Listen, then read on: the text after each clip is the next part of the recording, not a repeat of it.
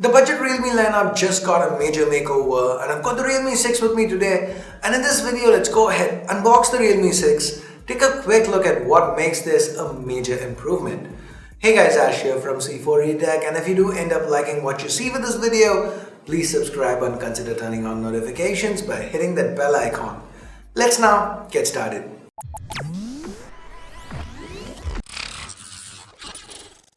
We have this bright yellow box from Realme. There's a big 6 to the front, branding to the sides, and as always, the spec highlights are on the back. This time around, we've got the Comet White color, and our Realme 6, the review unit, it's the 8GB RAM, 128GB storage variant. Ripping off the protective plastic and pulling the lid off. First up, there's the regular paperwork. You know, your quick start guide, the information booklet. Next is a transparent case, and here's the Realme 6. Slipping it out of the plastic wrap, taking the screen protector off too. Well, I just want to shoot the display better, which is why I remove the screen protector. You don't have to do that if you buy the phone. Let's remove the sticker off the back too. Here's our first look at the glossy white Realme 6. Let me put it in the case and set it aside for the moment. And next we have a 30-watt fast charger, a USB Type-C cable, and finally a SIM ejector pin. The Realme 6 is the first time we are getting a 90Hz panel in a budget segment phone. And what's more, Realme have powered this phone with a more than capable MediaTek Helio G90T chipset. Now all of us know how that performs. We've seen it on the Note 8 Pro, and the Mali G76 MC4 GPU inside made it one of the best gaming phones in the 15K segment last year. But Realme have kicked things up a notch here. The silky smooth 90Hz panel makes gaming on the Realme 6 a real pleasure. On top of that, we also have 120Hz touch sampling, which means every time we touched an icon or scrolled through a web page, the phone seemed to respond instantaneously. From everyday tasks to graphically intensive games, the Realme 6, it felt like it flew through everything that we were throwing at it. At least that's what I felt in the limited time I've spent with this phone, so my initial impressions have been very positive. But again, I do want to test this device out more thoroughly, find out if the G90T is capable of pushing out consistent 90 frames per second on a Full HD Plus display, because we've only seen it with a 60Hz panel in the past. And hey, this time around it's not just 90Hz, it's also Full HD Plus on the Realme 6. Now the Realme 5, the Realme 3, they had 720p panels, but now this is Full HD Plus. That's another upgrade.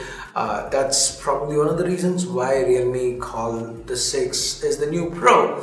The display resolution, it's gone up. It's a 6.5-inch IPS LCD panel with a punch hole to the top left. One weird thing to note is that this display is covered by Corning's Gorilla Glass 3. The Realme 3 series had Gorilla Glass 5, Realme 5 series had Gorilla Glass 3 Plus, and now we've kind of taken a step back to Gorilla Glass 3. Okay, there have been way too many upgrades, so this is not that big of an issue, but it is still one worth mentioning. This punch hole here, moving on, it contains a 16 megapixel selfie shooter, and no points for guessing what selfie shooter it is. It's BBK's favorite IMX471 sensor again. Well, Realme have used this sensor quite a bit. It is an excellent sensor, so can't really complain about it, especially on a phone in this segment. The detail levels are good, even the edge reduction for portraits is pretty much on point. We now have this cool little animation whenever we switch to the selfie camera or if we are using face unlock, and that happens to be a nice touch too. Speaking of switching cameras, let's take a look at the back of the Realme 6. We again have a quad camera array here, and below that is the Realme logo and not the X2 Pro style, so some people are going to be happy at least. Now, if you notice, there is no fingerprint scanner here, and it's not underneath the display either because that's IPS LCD. So the fingerprint scanner, it's been moved to the side just like with the Redmi K30, Poco X2, whatever you want to call it.